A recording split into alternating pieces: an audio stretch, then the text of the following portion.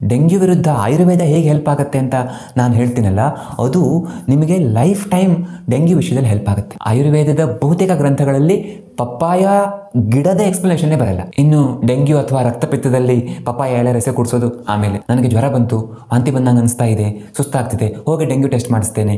ಹಾಗೆ ಬೇಡ. ನಿಮಗೆ ಡಾಕ್ಟರ್ ಸಜೆಸ್ಟ್ ಮಾಡಿದರೆ ಮಾತ್ರ ಡೆಂಗ್ಯೂ ಟೆಸ್ಟ್ ಮಾಡಿಸ್ಬೇಕು.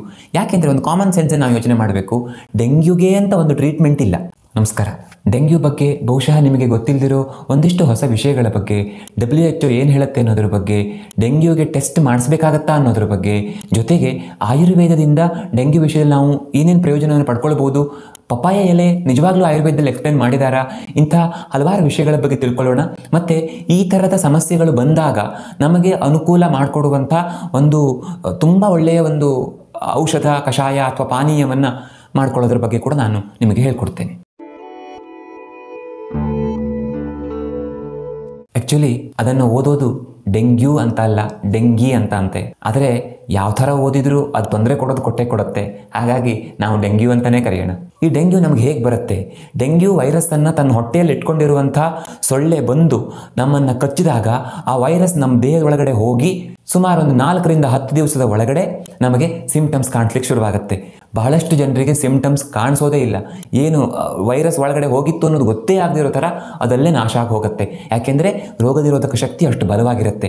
ಆದರೆ ಕೆಲವೊಬ್ಬರಿಗೆ ಸಿಂಪ್ಟಮ್ಸ್ ಬರಲಿಕ್ಕೆ ಶುರುವಾಗುತ್ತೆ. ಆ ಸಿಂಪ್ಟಮ್ಸ್ ಅಂದರೆ ಲಕ್ಷಣಗಳು ಸುಮಾರು ಒಂದು 2 ರಿಂದ 7 ದಿವಸದವರೆಗೆ ಇರ್ತವೆ. ಬಹುತೇಕವಾಗಿ ಯಾವ್ಯಾವ ಲಕ್ಷಣಗಳಿರ್ತವೆ? ಸಾಮಾನ್ಯವಾಗಿ ಅತಿಯಾಗಿ ಜ್ವರ ಇರೋದು, ಕಣ್ಣುಗಳ ಹಿಂದೆ ತುಂಬ ನೋವು ಬರೋದು, ಅತಿಯಾಗಿ ತಲೆನೋವು ಬರೋದು, ಮೈಕೈ ನೋವು ಬರೋದು, ವಾಂತಿ ಬಂದಂಗೆ ಅನ್ಸೋದು ಅಥವಾ ವಾಂತಿ ಆಗೋದು, ಸಾಮಾನ್ಯವಾಗಿ ಈ ಥರದ ಲಕ್ಷಣಗಳಿರ್ತವೆ. ಈ ಲಕ್ಷಣಗಳು ಬೇರೆ ಜ್ವರದಲ್ಲೂ ನಮಗೆ ಕಾಣಿಸ್ಕೊಳ್ತವೆ. ಹಾಗಾಗಿ ಇದು ಒಂದು ಸಾಮಾನ್ಯವಾದ ವೈರಲ್ ಫೀವರ್ ಅಂತ ಹೇಳ್ಬೋದು. ಇದಕ್ಕೆ ನಾವು ಔಷಧಗಳನ್ನು ತಗೊಂಡಾಗ ಜ್ವರ ಗುಣ ಆಗುತ್ತೆ. ಸಾಮಾನ್ಯವಾಗಿ ನಮ್ಗೇನು ಅನ್ಸುತ್ತೆ ಅಂತಂದ್ರೆ, ಜ್ವರ ಬಂದಿತ್ತು, ಔಷಧ ತಗೊಂಡೆ, ಜ್ವರ ಗುಣ ಆಯಿತು, ಈಗ ನಾನು ರೆಡಿ ಆಗಿದ್ದೇನೆ ಅಂತ. ಈ ಥರ ಆದರೆ ಪುಣ್ಯ. ಆದರೆ 100ರಲ್ಲಿ 1, 2 ಅಥವಾ 3 ಜನರಿಗೆ ಇದು ಇಲ್ಲಿಗೆ ನಿಲ್ಲಲ್ಲ. ಸಿವಿಯರ್ ಡೆಂಗ್ಯೂನ ಲಕ್ಷಣಗಳು ಕಾಣಿಸ್ಕೊಳ್ಳಿಕ್ಕೆ ಶುರುವಾಗ್ತವೆ. ಆ ಲಕ್ಷಣಗಳು ಹೇಗಿರ್ತವೆ ಅಂದರೆ, ಅತಿಯಾಗಿ ಹೊಟ್ಟೆ ನೋವು ಬರೋದು, ಅತಿಯಾಗಿ ಬಾಯಾರಿಕೆ ಆಗೋದು, ತುಂಬ ಸುಸ್ತು ಅನಿಸೋದು, ಉಸಿರಾಟ ವೇಗವಾಗಿ ಆಗೋದು, ವಾಂತಿ ನಿಲ್ಲದೇ ಇರೋದು ಅಥವಾ ಬ್ಲೀಡಿಂಗ್ ಸ್ಟಾರ್ಟ್ ಆಗೋದು, ಮೂಗಿನಲ್ಲಿ ರಕ್ತ ಬರೋದು, ಮಲದಲ್ಲಿ ರಕ್ತ ಹೋಗೋದು, ರಕ್ತ ವಾಂತಿ ಆಗೋದು, ಚರ್ಮದ ಮೇಲೆ ಬ್ಲೀಡಿಂಗ್ನ ಕಲೆಗಳು ಕಾಣಿಸ್ಕೊಳ್ಳೋದು, ಈ ಥರ ಆಗ್ಲಿಕ್ಕೆ ಶುರುವಾಗ್ತವೆ. WHO ಗೈಡ್ಲೈನ್ಸ್ ಪ್ರಕಾರ ಅವ್ರು ಹೇಳೋದೇನು ಅಂತಂದರೆ, ಇದರಲ್ಲಿ ಯಾವ ಲಕ್ಷಣ ಬಂದರೂ ನೀವು ಇಮ್ಮಿಡಿಯೇಟ್ಲಿ ಡಾಕ್ಟ್ರಿಗೆ ಹೋಗಿ ತೋರಿಸ್ಕೊಳ್ಬೇಕು. ಅವ್ರು ಅಡ್ಮಿಟ್ ಆಗ್ಲಿಕ್ಕೆ ಹೇಳಿದ್ರೆ ಅಡ್ಮಿಟ್ ಆಗಿ ಟ್ರೀಟ್ಮೆಂಟ್ ತಗೊಳ್ಬೇಕು ಅಂತ. ಮತ್ತೇನು ಹೇಳ್ತಾರೆ ಅಂದರೆ, ಹಿಂದೊಂದು ಸಾರಿ ಡೆಂಗ್ಯೂ ಅಟ್ಯಾಕ್ ಆಗಿತ್ತು ಅಂತ ಆದರೆ ಈ ಸಾರಿ ಆದಾಗ ತುಂಬ ರಿಸ್ಕ್ ಇರುತ್ತೆ. 2ನೇ ಬಾರಿ ಆದಾಗ ನೀವು ತುಂಬ ಕೇರ್ ತಗೊಳ್ಬೇಕು, ಡಾಕ್ಟರ್ಸ್ ಜೊತೆಗೆ ಕಾಂಟ್ಯಾಕ್ಟಲ್ಲಿ ಇರಬೇಕು ಅಥವಾ ಹೋಗಿ ಅಡ್ಮಿಟ್ ಆಗಬೇಕು ಅಂತ. ಇಲ್ಲಿ ವಿಶೇಷ ಏನು ಅಂತಂದರೆ, ಡೆಂಗ್ಯೂಲ್ಲಿ 4 ಥರ ವೈರಸ್ ಟೈಪ್ ಅನ್ನು ಹೇಳ್ತಾರೆ ಅವರು. ಯಾವ ವೈರಸ್ ಹಿಂದೆ ಆಗಿತ್ತೋ ಆ ವೈರಸ್ ಬಂದರೆ ಆ ವೈರಸ್ ವಿರುದ್ಧ ನಮ್ಮ ದೇಹ ಆಲ್ರೆಡಿ ನಿರೋಧಕ ಶಕ್ತಿಯನ್ನು ಬೆಳೆಸ್ಕೊಂಡಿರುತ್ತೆ. ಆದರೆ ಇನ್ನೊಂದು ಥರ ವೈರಸ್ ಅಟ್ಯಾಕ್ ಆದರೆ ನಮ್ಮ ದೇಹದ ಹತ್ರ ಏನು ಮಾಡ್ಲಿಕ್ಕೆ ಆಗಲ್ಲ ಅಂತ. ಹಾಗಾಗಿ ಹಿಂದೆ ಡೆಂಗ್ಯೂ ಅನುಭವಿಸಿದವರು ತುಂಬ ಕೇರ್ಫುಲ್ ಆಗಿರಬೇಕು. ಇನ್ನು ಡೆಂಗ್ಯೂಗೆ ಟೆಸ್ಟ್ಸ್ ಮಾಡಿಸ್ಬೇಕಾ? ನನಗೆ ಜ್ವರ ಬಂತು, ವಾಂತಿ ಬಂದಂಗೆ ಅನಿಸ್ತಾ ಇದೆ, ಸುಸ್ತಾಗ್ತಿದೆ, ಹೋಗಿ ಡೆಂಗ್ಯೂ ಟೆಸ್ಟ್ ಮಾಡಿಸ್ತೇನೆ. ಹಾಗೆ ಬೇಡ. ನಿಮಗೆ ಡಾಕ್ಟರ್ ಸಜೆಸ್ಟ್ ಮಾಡಿದರೆ ಮಾತ್ರ ಡೆಂಗ್ಯೂ ಟೆಸ್ಟ್ ಮಾಡಿಸ್ಬೇಕು.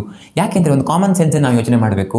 ಡೆಂಗ್ಯೂಗೆ ಅಂತ ಒಂದು ಟ್ರೀಟ್ಮೆಂಟ್ ಇಲ್ಲ. ಹಾಗಾಗಿ ಡೆಂಗ್ಯೂ ಟೆಸ್ಟ್ ಪಾಸಿಟಿವ್ ಬರಲಿ ನೆಗೆಟಿವ್ ಬರಲಿ, ಟ್ರೀಟ್ಮೆಂಟ್ ಆ ಸಿಂಪ್ಟಮ್ಸ್ಗೆ ಕೊಡ್ತಾರೆ. ಪ್ರಾರಂಭಿಕ ಹಂತದಲ್ಲಿ ನಿಮ್ಗೆ ಯಾವ್ಯಾವ ಸಿಂಪ್ಟಮ್ಸ್ ಇದೆಯೋ ಆ ಸಿಂಪ್ಟಮ್ಸ್ಗೆ ಲಕ್ಷಣಗಳಿಗೆ ಚಿಕಿತ್ಸೆ ಅಂತ. ಆದರೆ ಡೆಂಗ್ಯೂ ಟೆಸ್ಟ್ ಯಾವಾಗ ಬೇಕಾಗ್ಬೋದು ಅಂತಂದರೆ, ನಾನು ಹೇಳಿದ್ನಲ್ಲ, ತುಂಬ ಸಿವಿಯರ್ ಲಕ್ಷಣಗಳು ಕಾಣಿಸ್ಕೊಳ್ತಾವಲ್ಲ, ಆ ಲಕ್ಷಣಗಳು ಕಾಣಿಸ್ಕೊಂಡಾಗ ಇದು ಡೆಂಗ್ಯೂ ಹೌದೋ ಅಲ್ವೋ ಅಂತ ನೋಡಲಿಕ್ಕೆ ಟೆಸ್ಟ್ ಬೇಕಾಗ್ಬೋದು. ಇಲ್ಲ ಅಂತಂದರೆ, ಈಗ ಯಾವ ಲಕ್ಷಣಗಳು ಇದ್ದರೂ ಕೂಡ ಡೆಂಗ್ಯೂ ಟೆಸ್ಟ್ ಪಾಸಿಟಿವ್ ಬರ್ಬೋದು. ಸಿಂಪಲ್ ಚೂರ್ಪಾರು ಲಕ್ಷಣಗಳಿರುವಾಗಲೂ ಕೂಡ ಡೆಂಗ್ಯೂ ಟೆಸ್ಟ್ ಪಾಸಿಟಿವ್ ಬರ್ಬೋದು. 100ರಲ್ಲಿ 97 ಜನರಿಗೆ ಟೆಸ್ಟ್ ಪಾಸಿಟಿವ್ ಬಂದರೂ ಕೂಡ ಅವರಿಗೆ ವಿಶೇಷ ಚಿಕಿತ್ಸೆ ಇಲ್ಲದೇ ಗುಣ ಆಗುತ್ತೆ. ಅಂಥದ್ರಲ್ಲಿ ನೀವು ಗಾಬರಿಗೆ ಬಿದ್ದು ಟೆಸ್ಟ್ ಮಾಡಿಸ್ಕೊಳ್ಳೋ ಅವಶ್ಯಕತೆ ಇಲ್ಲ. ಡಾಕ್ಟರ್ ಇಲ್ಲ ಟೆಸ್ಟ್ ಬೇಕೇ ಬೇಕು ಅಂತ ಹೇಳಿದಾಗ ಮಾತ್ರ ಮಾಡಿಸ್ಕೊಂಡ್ರೆ ಸಾಕು. ಇನ್ನು WHO ಪ್ರಕಾರ ಚಿಕಿತ್ಸೆ ಯಾವ ಥರ ತೆಗೆದುಕೊಳ್ಬೇಕು, ಇದಕ್ಕೆ ಅಂತ ಯಾವುದೇ ಸ್ಪೆಷಲ್ ಚಿಕಿತ್ಸೆ ಇಲ್ಲದೆ ಇರೋದ್ರಿಂದ WHO ಮಾಡರ್ನ್ ಮೆಡಿಸಿನ್ಸ್ ವಿಷಯದಲ್ಲಿ ಏನು ಹೇಳುತ್ತೆ ಅಂತಂದರೆ, ನಿಮಗೆ ಯಾವ ಲಕ್ಷಣಗಳಿದೆಯೋ ಆ ಲಕ್ಷಣಕ್ಕೆ ತಕ್ಕ ಹಾಗೆ ಚಿಕಿತ್ಸೆಯನ್ನು ತೆಗೆದುಕೊಂಡ್ರೆ ಸಾಕಾಗುತ್ತೆ ಪ್ರಾರಂಭಿಕ ಹಂತದಲ್ಲಿ ಅಂತ. ಅಂದರೆ ಜ್ವರ ಬಂದಿದೆ, ಅದಕ್ಕೆ ಪ್ಯಾರಾಸಿಟಮಾಲ್ ತಗೊಂಡ್ರಿ, ಅಥವಾ ಸುಸ್ತಾಗ್ತಿದೆ, ಅದಕ್ಕೆ ಏನೋ ಒಂದು ಟಾನಿಕ್ ತಗೊಂಡ್ರಿ, ಈ ಥರ ಅಂತ. ಅಥವಾ ವಾಂತಿ ಆಗ್ತಿದೆ, ವಾಂತಿ ಕಡಿಮೆ ಆಗಲಿಕ್ಕೆ ಔಷಧ ಮಾಡಿ ತಗೊಂಡ್ರಿ, ಈ ಥರ ಅವರು ಸಜೆಸ್ಟ್ ಮಾಡ್ತಾರೆ. ಆದರೆ ಕೆಲವು ಮೆಡಿಸಿನ್ಸನ್ನು ತಗೊಳ್ಬೇಡಿ ಅಂತ ಅವ್ರು ಹೇಳ್ತಾರೆ. ತಲೆನೋವು ಬರ್ತಿದೆ, ಅದಕ್ಕೆ ನಾನು ಆಸ್ಪಿರಿನ್ ತಗೊಳ್ಬಾರ್ದು. ಅಥವಾ ಮೈಕೆ ನೋವು ಬರ್ತಾ ಇದೆ, ತಲೆನೋವು ಬರ್ತಾ ಇದೆ, ನಾನು ಐಬುಪ್ರೊಫೆನ್ ತಗೊಳ್ತೇನೆ, ಅಂದರೆ ನಾವು ಬ್ರೂಫೆನ್ ಅಂತ ಹೇಳ್ತೀವಲ್ಲ, ಅದನ್ನು ತಗೊಳ್ತೇನೆ ಅಂತ ತಗೊಳ್ಬಾರ್ದು ಅಂತ. ಆದರೆ ನಾನು ಸಜೆಸ್ಟ್ ಮಾಡೋದು, ಒಂದ್ಸಾರಿ ನಿಮ್ಮ ಡಾಕ್ಟರ್ ಹತ್ರ ಕಾಲ್ ಮಾಡಿ ಕೇಳೋದು, ಅಥವಾ ಡಾಕ್ಟರ್ ಹತ್ರ ಹೋಗಿ ಮೆಡಿಸಿನ್ಸ್ ಪ್ರಿಸ್ಕ್ರಿಪ್ಷನ್ ತಗೊಂಡು ಅದನ್ನು ಬಳಕೆ ಮಾಡಿದ್ರೆ ಹೆಚ್ಚು ಒಳ್ಳೆಯದು ಅಂತ. ಇದು WHO ಹೇಳೋದಾಯ್ತು. ಇನ್ನು ನಾನು ಆಗ ಹೇಳಿದಂಥ ಸಿವಿಯರ್ ಡೆಂಗ್ಯೂ ಲಕ್ಷಣಗಳು ಕಾಣಿಸ್ಕೊಂಡ್ರೆ ಆಗ ಇಮ್ಮಿಡಿಯೇಟ್ಲಿ ಡಾಕ್ಟರ್ನ ಮೀಟ್ ಆಗಬೇಕು ಅಂತ WHO ಹೇಳುತ್ತೆ. ಇನ್ನು ಆಯುರ್ವೇದ ಇದಕ್ಕೇನು ಹೇಳುತ್ತೆ ಅನ್ನೋದನ್ನು ಮುಂದೆ ಆಮೇಲೆ ನೋಡೋಣ. ಇನ್ನು ಟ್ರಾನ್ಸ್ಮಿಷನ್ ಹೇಗಾಗುತ್ತೆ ಅಂದರೆ ಒಬ್ಬರಿಂದ ಒಬ್ಬರಿಗೆ ಹೇಗೆ ಹರಡುತ್ತೆ. ಈಡಿಸ್ ಈಜಿಪ್ಟೈ ಅನ್ನುವಂತಹ ಸೊಳ್ಳೆ ಆಲ್ರೆಡಿ ವೈರಸ್ ಹೊಂದಿರುವಂತಹ ಮನುಷ್ಯನನ್ನ ಕಚ್ಚಿ ಇನ್ನೊಬ್ಬನ ಕಚ್ಚಿದಾಗ ಅದು ಹರಡುತ್ತೆ, ನಿಮಗೆ ಗೊತ್ತಿದೆ. ಸಾಮಾನ್ಯವಾಗಿ ಹಗಲಿನಲ್ಲಿ ಈ ಸೊಳ್ಳೆ ಕಚ್ಚುತ್ತೆ ಅಂತ ಹೇಳ್ತಾರೆ. ಇಲ್ಲಿ ವಿಶೇಷ ಅಂತಂದ್ರೆ ಯಾವ ಮನುಷ್ಯನಿಗೆ ವೈರಸ್ ಆಲ್ರೆಡಿ ಇದೆಯೋ ಅಂಥವನಿಗೆ ಸಿಂಪ್ಟಮ್ಸ್ ಶುರುವಾಗುವ 2 ದಿನದ ಮೊದಲೇ ಆ ವೈರಸ್ ಅನ್ನ ತೆಗೆದುಕೊಂಡು ಹೋಗುವಂತಹ ಕೆಪಾಸಿಟಿ ಸೊಳ್ಳೆಗಿದೆ. ಅಂದ್ರೆ ನಮಗೆ ಜ್ವರ ಬಂದಿದ್ರೆ ಮಾತ್ರ ಅಥವಾ ಸಿಂಪ್ಟಮ್ಸ್ ಕಾಣಿಸ್ಕೊಂಡಿದ್ರೆ ಮಾತ್ರ ಇನ್ನೊಬ್ಬರಿಗೆ ಹರಡಬೇಕು ಅಂತಿಲ್ಲ. ನಮಗೆ ಸಿಂಪ್ಟಮ್ಸ್ ಬರಲೇಬೇಕು ಅಂತಾನೆ ಇಲ್ಲ, ನಾವು ಇನ್ನೊಬ್ಬರಿಗೆ ಹರಡುವ ಕೆಪಾಸಿಟಿ ನಮಗೆ ಇರುತ್ತೆ ಅಂತ. ಮತ್ತೆ ನಮಗೆ ಗುಣ ಆಗಿ 2 ದಿನ ಆಗುವವರೆಗೆ ನಮ್ಮಿಂದ ಇನ್ನೊಬ್ಬರಿಗೆ ಹರಡುವಂಥ ಚಾನ್ಸಸ್ ಇರುತ್ತೆ. ಹಾಗಾಗಿ ಯಾರಿಗೋ ನಿಮ್ಮ ಊರಲ್ಲಿ ಯಾರಿಗೋ ಅಥವಾ ನಿಮ್ಮ ಪಕ್ಕದ ಮನೆಯಲ್ಲಿ ಇನ್ಯಾರಿಗೋ ಜ್ವರ ಬಂದಿದ್ದರೆ, ಡೆಂಗ್ಯೂ ಆಗಿದ್ದರೆ ಮಾತ್ರ ನೀವು ಕೇರ್ಫುಲ್ ಆಗಿರಬೇಕು ಅಥವಾ ಅವನನ್ನು ದೂರ ಇಡಬೇಕು. ಖಂಡಿತ ಹಾಗಿಲ್ಲ. ನಿಮಗೆ ಗೊತ್ತಿಲ್ಲದೇ ನೀವು ಇನ್ನೊಬ್ಬರಿಗೆ ಹರಡ್ತಾ ಇರ್ಬೋದು. ಇಲ್ಲಿರೋದು ಒಂದೇ ದಾರಿ, ಸೊಳ್ಳೆ ಕಚ್ಚಿಸಿಕೊಳ್ಳೋದ್ರಿಂದ ನಾವು ದೂರ ಇರೋದು. ಅದಕ್ಕೆ ಏನೇನು ವಿಧಾನಗಳಿದೆಯೋ ಅದನ್ನೆಲ್ಲ ಫಾಲೋ ಮಾಡಬೇಕು. ಸೊಳ್ಳೆ ಇದೆ ಅದನ್ನು ನಾನು ಎಕ್ಸ್ಪ್ಲೇನ್ ಮಾಡಬೇಕು ಅಂತಿಲ್ಲ. ಸೊಳ್ಳೆ ಕಚ್ಚಿಕೊಳ್ಳದಿರಲಿಕ್ಕೆ ಏನೇನು ಕೇರ್ ನಾವು ತಗೊಳ್ಬೋದು ಅದನ್ನೆಲ್ಲ ತಗೊಳ್ಳಿಕ್ಕೆ ಪ್ರಯತ್ನ ಮಾಡಬೇಕು. ಎಸ್, ಈಗ ವೆರಿ ಇಂಪಾರ್ಟೆಂಟ್ ಪಾರ್ಟ್ ಅಂದರೆ ಇಲ್ಲಿ ನನ್ನ ರೋಲ್ ಹೆಚ್ಚಿರುವಂಥದ್ದು ಏನಂದರೆ ಆಯುರ್ವೇದದಿಂದ ಡೆಂಗ್ಯೂ ವಿಷಯದಲ್ಲಿ ನಾವು ಏನೇನು ಪ್ರಯೋಜನ ಪಡ್ಕೊಳ್ಬಹುದು ಅಥವಾ ಆಯುರ್ವೇದದಿಂದ ಎಷ್ಟು ಚೆನ್ನಾಗಿ ಹೆಲ್ಪ್ ಆಗುತ್ತೆ ಅನ್ನೋದು. ಮೊದಲನೇದಾಗಿ ಆಯುರ್ವೇದದಲ್ಲಿ ಇದ್ರ ಬಗ್ಗೆ ಹೇಳಿದ್ದಾರೆ. ಆಯುರ್ವೇದದಲ್ಲಿ ಎಲ್ಲಿಯೂ ಡೆಂಗ್ಯೂ ಅನ್ನೋ ಶಬ್ದ ಬಂದಿಲ್ಲ. ಆದರೆ ಆಯುರ್ವೇದ ಗ್ರಂಥಗಳಲ್ಲಿ ಜ್ವರದ ಅಧ್ಯಾಯ ಆದ ತಕ್ಷಣ ಬರೋದೇ ರಕ್ತಪಿತ್ತ ಅಧ್ಯಾಯ. ಅಲ್ಲಿ ಹೇಳ್ತಾರೆ, ಯಾರು ಜ್ವರವನ್ನು ಸರಿಯಾಗಿ ಸರಿ ಮಾಡ್ಕೊಳ್ಳಲ್ವೋ ಅಥವಾ ಜ್ವರದಲ್ಲಿ ಈ ಥರ ತಪ್ಪುಗಳನ್ನು ಮಾಡ್ತಾರೋ ಅಂಥವರಿಗೆ ರಕ್ತಪಿತ್ತ ಉಂಟಾಗುತ್ತೆ ಅಂತ. ರಕ್ತಪಿತ್ತ ಅಂತಂದರೆ ಸಿಂಪಲ್ ಆಗಿ ಹೇಳಬೇಕು ಅಂದರೆ ಬ್ಲೀಡಿಂಗ್ ಡಿಸಾರ್ಡರ್. ಅದಕ್ಕೆ ಏನೇನು ಮಾಡಬೇಕು ಅನ್ನೋದನ್ನು ಕೂಡ ತುಂಬ ಅದ್ಭುತವಾಗಿ ಹೇಳ್ತಾರೆ. ಹಾಗಾಗಿ ಆಯುರ್ವೇದದಲ್ಲಿ ತುಂಬ ಚೆನ್ನಾಗಿ ತುಂಬ ಡೀಟೇಲ್ ಆಗಿ ಈ ವಿಷಯದಲ್ಲಿ ಹೇಳಿದ್ದಾರೆ. ಇನ್ನು ಪಪ್ಪಾಯ ಎಲೆಯ ರಸವನ್ನು ತೆಗೆದುಕೊಂಡ್ರೆ ಅನುಕೂಲ ಆಗುತ್ತೆ ಅನ್ನೋ ಥರ ಎಕ್ಸ್ಪ್ಲನೇಷನ್ ಆಯುರ್ವೇದದಲ್ಲಿ ಇದೆಯಾ? ಆಯುರ್ವೇದದ ಬಹುತೇಕ ಗ್ರಂಥಗಳಲ್ಲಿ ಪಪ್ಪಾಯ ಗಿಡದ ಎಕ್ಸ್ಪ್ಲನೇಷನ್ನೇ ಬರಲ್ಲ. ಇನ್ನು ಡೆಂಗ್ಯೂ ಅಥವಾ ರಕ್ತಪಿತ್ತದಲ್ಲಿ ಪಪ್ಪಾಯ ಎಲೆ ರಸ ಕುಡಿಸೋದು, ಆಮೇಲೆ ಇದು ಬಹುತೇಕ ಮಾಡರ್ನ್ ರಿಸರ್ಚ್ ಲ್ಲಿ ಆಗಿ ಪಪ್ಪಾಯ ಎಲೆ ರಸ ಹೆಲ್ಪ್ ಆಗುತ್ತೆ ಅಂತ ಹೇಳಿದ್ದೆ ಹೊರತು ಆಯುರ್ವೇದ ಗ್ರಂಥಗಳನ್ನು ನೋಡಿಕೊಂಡು ಹೇಳಿದ್ದಲ್ಲ. ಆದರೆ ಕೆಲವು ನಾಟಿ ವೈದ್ಯರು, ಪಾರಂಪರಿಕ ವೈದ್ಯರು ಹೇಳಿದ್ದೇನು ಅಂತಂದರೆ, ಪಾರಂಪರಿಕ ವೈದ್ಯದಲ್ಲಿ ಅಥವಾ ಈ ನಾಟಿ ಔಷಧಿ ಕೊಡ್ತಾರಲ್ಲ ಅದರಲ್ಲಿ ಹಿಂದೆ ಈ ಪಪ್ಪಾಯ ಎಲೆಯ ರಸವನ್ನು ಉಪಯೋಗಿಸ್ತಿದ್ರಂತೆ. ಇದನ್ನು ಕೇಳಿಕೊಂಡು ಇದು ಹೆಲ್ಪ್ ಆಗ್ಬೋದು ಅಂತ ರಿಸರ್ಚ್ ಮಾಡಿದ್ರು ಅಥವಾ ಇದು ಇಲ್ಲಿ ಇತ್ತು ಅಲ್ಲಿಯೂ ಕೂಡ ರಿಸರ್ಚ್ ಮಾಡಿದ್ರು, ಅದು ನಮಗೆ ಗೊತ್ತಿಲ್ಲ. ಆದರೆ ಆಯುರ್ವೇದ ಗ್ರಂಥಗಳಲ್ಲಿ ಪಪ್ಪಾಯ ಎಲೆಯ ರಸದ ಎಕ್ಸ್ಪ್ಲನೇಷನ್ ನನಗೆ ಗೊತ್ತಿರೋ ಹಾಗೆ ಸಿಗೋದಿಲ್ಲ. ಆದರೆ ಆಯುರ್ವೇದ ಡೆಂಗ್ಯೂ ವಿಷಯದಲ್ಲಿ 3-4 ಹಂತಗಳಲ್ಲಿ ನಿಮಗೆ ಹೆಲ್ಪ್ ಆಗುತ್ತೆ. ಮೊದಲನೇದಾಗಿ ಪ್ಲೇಟ್ಲೆಟ್ ಡಿಸ್ಟ್ರಕ್ಷನ್ ಇನ್ ಸಮಸ್ಯೆ ಆಗುತ್ತೆ. ಹೌದಾ? ಪ್ಲೇಟ್ಲೆಟ್ ಅನ್ನ ವೈರಸ್ ಹಾಳು ಮಾಡುತ್ತೆ ಅಂತ. ಆ ವೈರಸ್ಗೆ ವಿರುದ್ಧವಾಗಿ ನಮ್ಮ ದೇಹದಲ್ಲಿ ರೋಗನಿರೋಧಕ ಶಕ್ತಿ ತುಂಬ ಚೆನ್ನಾಗಿದ್ದರೆ, ಆ ವೈರಸ್ ಅನ್ನು ನಮ್ಮ ರೋಗನಿರೋಧಕ ಶಕ್ತಿ ಹೊಡೆದು ಹಾಕಿದರೆ ಸಹಜವಾಗಿ ಇದಕ್ಕೆಲ್ಲ ಈ ತೊಂದರೆಗಳೆಲ್ಲ ನಮಗೆ ಆಗಲಿಕ್ಕೆ ಸಾಧ್ಯವೇ ಇಲ್ಲ. ಹಾಗಾಗಿ ನಮ್ಮ ರೋಗ ನಿರೋಧಕ ಶಕ್ತಿಯನ್ನು ಹೆಚ್ಚು ಮಾಡಲಿಕ್ಕೆ ಬೇಕಾದಂತಹ ಎಲ್ಲವನ್ನ ಆಯುರ್ವೇದ, ಯೋಗ ಹೇಳ್ಕೊಡುತ್ತೆ. ಹಾಗಾಗಿ ನಾನು ಹಿಂದೆ ಬಹಳಷ್ಟು ವಿಡಿಯೋಗಳಲ್ಲಿ ಹೇಳಿದ್ದೇನೆ, ಆಯುರ್ವೇದದ ಮೂಲಕ ನಾವು ಹೇಗೆ ನಮ್ಮ ರೋಗ ನಿರೋಧಕ ಶಕ್ತಿಯನ್ನು ಹೆಚ್ಚಿಸ್ಕೊಳ್ಬೋದು, ಆಯುರ್ವೇದ ದಿನಚರಿಯ ಋತುಚರ್ಯವನ್ನು ಹೇಗೆ ಎಕ್ಸ್ಪ್ಲೇನ್ ಮಾಡುತ್ತೆ, ಅದು ಹೇಗೆ ನಾವು ಬದುಕಬೇಕು ಅಂತ. ಆ ಥರ ಇದ್ದರೆ ನಮಗೆ ಡೆಂಗ್ಯೂ ಸಮಸ್ಯೆ ಆಗೋ ಚಾನ್ಸಸ್ ತುಂಬ ಕಡಿಮೆ, ಆದರೂ ಕೂಡ ತುಂಬ ಸುಲಭವಾಗಿ ನಾವು ರಿಕವರ್ ಆಗ್ತೇವೆ. ಇನ್ನು 2ನೇ ಹಂತದಲ್ಲಿ ನಮಗೆ ಡೆಂಗ್ಯೂ ಬಂದಿದೆ, ಕೆಲವು ಸಿಂಪ್ಟಮ್ಸ್ ಬಂದಿವೆ, ಜ್ವರ ಬಂದಿದೆ, ವಾಂತಿ ಬಂದಂಗೆ ಅನಿಸುತ್ತೆ, ಈ ಥರದ ಲಕ್ಷಣಗಳಿರುವಾಗ, ಪ್ರಾರಂಭಿಕ ಲಕ್ಷಣಗಳಿವೆಯಲ್ಲ ಅವುಗಳಿರುವಾಗ ನಾನು ಸಜೆಸ್ಟ್ ಮಾಡೋದು, ನನಗೆ ಸ್ಟ್ರಾಂಗ್ಲಿ ಫೀಲ್ ಆಗೋದೇನು ಅಂತಂದರೆ ಆಯುರ್ವೇದಿಕ್ ಡಾಕ್ಟರ್ ಹತ್ರ ಹೋಗಿ ಆಯುರ್ವೇದಿಕ್ ಮೆಡಿಸಿನ್ಸ್ ತೊಗೊಂಡ್ರೆ ತುಂಬ ಒಳ್ಳೆಯದು ಅಂತ. ಯಾಕೆಂದರೆ ಈಗ ನಮ್ಮ ಮೆಡಿಸಿನ್ನಲ್ಲಿ ಕೇವಲ ಟೆಂಪ್ರೇಚರ್ ಕಡಿಮೆ ಮಾಡೋದು ಒಂದೇ ಅಲ್ಲ, ರೋಗ ನಿರೋಧಕ ಶಕ್ತಿ ಹೆಚ್ಚಾಗುತ್ತೆ. ಆಯುರ್ವೇದದಲ್ಲಿ ತುಂಬ ಒಳ್ಳೆಯ ವೈರಸ್ ನಿರೋಧಕ ಔಷಧಗಳಿವೆ. ಉದಾಹರಣೆಗೆ ಅಮೃತಾರಿಷ್ಟ, ಮಹಾಸುದರ್ಶನ ಕಾಢ, ಸಂಜೀವಿನಿ ವಟಿ, ನಾನು 1-2 ಎಕ್ಸಾಂಪಲ್ಸ್ ಕೊಟ್ಟಿರೋದು. ಅಥವಾ ತುಂಬ ಜಾಸ್ತಿ ಇದ್ದಾಗ ಜಯಮಂಗಲ ರಸ, ಬೃಹತ್ ಕಸ್ತೂರಿ ಭೈರವ ರಸ, ಇವೆಲ್ಲ ಸ್ವರ್ಣಭಸ್ಮ ಇರುವಂಥ ರಸೌಷಧಿಗಳು, ಇವೆಲ್ಲ ತುಂಬ ಅಡ್ವಾನ್ಸ್ಡ್ ಸ್ಟೇಜಲ್ಲಿ ಹೆಲ್ಪ್ ಆಗುವಂಥವು. ಸೊ ಇಂಥ ಔಷಧಗಳನ್ನು ಆಯುರ್ವೇದ ಡಾಕ್ಟರ್ ಸಲಹೆ ತಗೊಂಡು ನೀವು ತಗೊಳ್ಬೇಕು. ಯಾಕೆಂದರೆ ನಾನು ಹೇಳಿದಂಥ ಔಷಧಗಳನ್ನು ನೀವು ಮೆಡಿಕಲ್ ಶಾಪ್ ಹೋಗಿ ತಗೊಂಡ್ರೆ ಖಂಡಿತ ಪ್ರಯೋಜನ ಆಗಲಿಕ್ಕಿಲ್ಲ.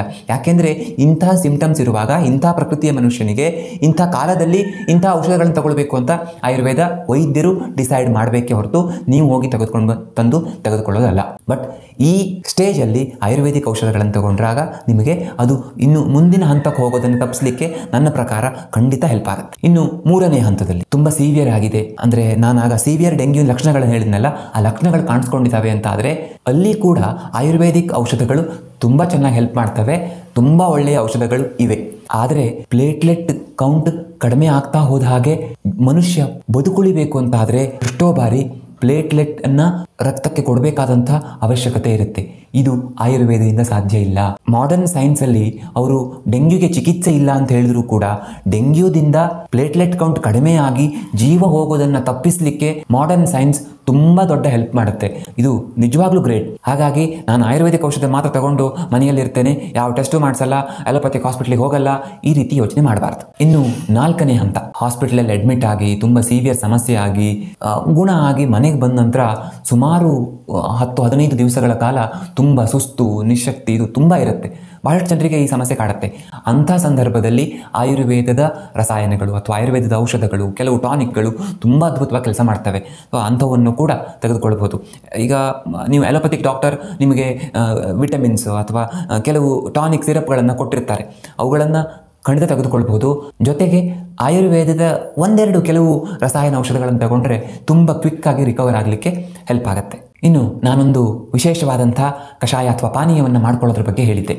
ಇದು ಡೆಂಗ್ಯೂಗೆ ಅಂತಲ್ಲ, ಆದರೆ ಈ ಥರದ ಯಾವುದೇ ರೀತಿಯ ಜ್ವರ, ವಾಂತಿ, ಭೇದಿ, ಸುಸ್ತು ಇರುವಾಗ, ಅದರಲ್ಲೂ ತುಂಬ ಹೀಟ್ ಆಗಿದೆ, ನಾನು ಆ್ಯಂಟಿಬಯೋಟಿಕ್ಸ್ ತಗೊಳ್ತಾ ಇದ್ದೇನೆ, ಪ್ಯಾರಾಸಿಟಮಾಲ್ ತಗೊಳ್ತಾ ಇದ್ದೇನೆ, ಅದರಿಂದಾಗಿ ನನಗೆ ತುಂಬ ಉಷ್ಣ ಆಗಿಬಿಟ್ಟಿದೆ, ಈಗ ನನಗೇನಾದರೂ ಬೇಕು ತಂಪಾಗಲಿಕ್ಕೆ, ಆದರೆ ಅದರಿಂದ ಜ್ವರ ಕಡಿಮೆ ಆಗಬೇಕು, ನನ್ನ ಜೀರ್ಣಶಕ್ತಿ ಇಂಪ್ರೂವ್ ಆಗಬೇಕು. ಸೊ ಇದೆಲ್ಲದಕ್ಕೂ ಅಂದರೆ ಎಸ್ಪೆಷಲಿ ಪಿತ್ತದ ಸಮಸ್ಯೆ ಇದ್ದು ದೇಹ ಉಷ್ಣ ಆಗಿದ್ದು ಜ್ವರ ಇರುವಂಥ ಸಂದರ್ಭದಲ್ಲಿ ಇದು ಅದ್ಭುತವಾಗಿ ಕೆಲಸ ಮಾಡುತ್ತೆ. ಒಂಥರ ವರ ಅಂತ ಹೇಳ್ಬೋದು. ಅದು ಷಡಂಗಪಾನೀಯ ಕ್ವಾಥಚೂರ್ಣ. ಈ ಷಡಂಗಪಾನೀಯ ಕ್ವಾಥಚೂರ್ಣ ನಮ್ಗೆ ಆಯುರ್ವೇದಿಕ್ ಮೆಡಿಕಲ್ ಶಾಪಲ್ಲಿ ಸಿಗುತ್ತೆ. ಅದನ್ನು ತಂದು ಒಂದು 25-30 ಗ್ರಾಮ್ನಷ್ಟು ಚೂರ್ಣವನ್ನು ತೆಗೆದುಕೊಂಡು ಅದಕ್ಕೆ ಒಂದು 2 ಲೀಟರ್ ನೀರು ಹಾಕಿ ಒಂದು ಸಣ್ಣ ಬೆಂಕಿಯಲ್ಲಿ 1 ಲೀಟರ್ಗೆ ಬತ್ತಿಸಿ ಸೋಸ್ಕೊಂಡು ಆ 1 ಲೀಟರ್ ನೀರನ್ನು ಇಡೀ ದಿನ ಬಾಯಾರಿಕೆ ಆದಾಗೆಲ್ಲ ಕುಡಿತಾ ಹೋಗಿ. ಈ ಥರ 1-2 ದಿನ ಮಾಡಿದರೆ ತುಂಬ ಚೆನ್ನಾಗಿ ನಾವು ನಮ್ಮಲ್ಲಿ ರಿಕವರಿ ಕಾಣಿಸ್ಕೊಳ್ಳುತ್ತೆ, ತುಂಬ ಹೆಲ್ಪ್ ಆಗುತ್ತೆ. ಆದರೆ ಮತ್ತೊಂದು ಸಾರಿ ಹೇಳ್ತೇನೆ, ಇದು ಡೆಂಗ್ಯೂ ಔಷಧ ಅಥವಾ ಕೋವಿಡ್ ಔಷಧ ಅಂತ ಅಂದ್ಕೊಳ್ಬೇಡಿ. ಇದು ಸಾಮಾನ್ಯವಾದ ಈ ಥರ ಸಮಸ್ಯೆಗಳಲ್ಲಿ, ಈಗ ಫುಡ್ ಪಾಯ್ಸನ್ ಆಗಿ ವಾಂತಿ ಭೇದಿ ಆಗ್ತಾ ಇದೆ, ಜ್ವರ ಬರ್ತಾ ಇದೆ ಅಂಥ ಸಂದರ್ಭದಲ್ಲಿ, ಅಥವಾ ಬೇರೆ ಬೇರೆ ರೀತಿಯ ವೈರಲ್ ಅಟ್ಯಾಕ್ ಆದಾಗ ಅಥವಾ ಬ್ಯಾಕ್ಟೀರಿಯಲ್ ಇನ್ಫೆಕ್ಷನ್ ಆದಾಗ ನಮಗೆ ವಾಂತಿ ಭೇದಿ, ಜ್ವರ, ಸುಸ್ತು, ಬಾಯಾರಿಕೆ, ಸರಿಯಾಗಿ ಹಸಿವೆ ಆಗಲ್ಲ, ದೇಹದಲ್ಲಿ ಹೀಟ್ ಆಗಿದೆ ಅಂತ ಅನಿಸುತ್ತೆ, ಈ ಥರ ಸಂದರ್ಭದಲ್ಲಿ ಇದು ಹೆಲ್ಪ್ ಮಾಡುತ್ತೆ. ಒಟ್ಟಿನಲ್ಲಿ ಡೆಂಗ್ಯೂ ವಿಷಯಕ್ಕೆ ನಿಮಗೆ ಬಹುತೇಕ ಮಾಹಿತಿ ಕೊಟ್ಟಿದ್ದೇನೆ ಅಂತ ನಾನು ಅಂದ್ಕೊಳ್ತೇನೆ. ಮುಂದಿನ ವಿಡಿಯೋದಲ್ಲಿ ಮತ್ತೆ ಸಿಗೋಣ. ಧನ್ಯವಾದ.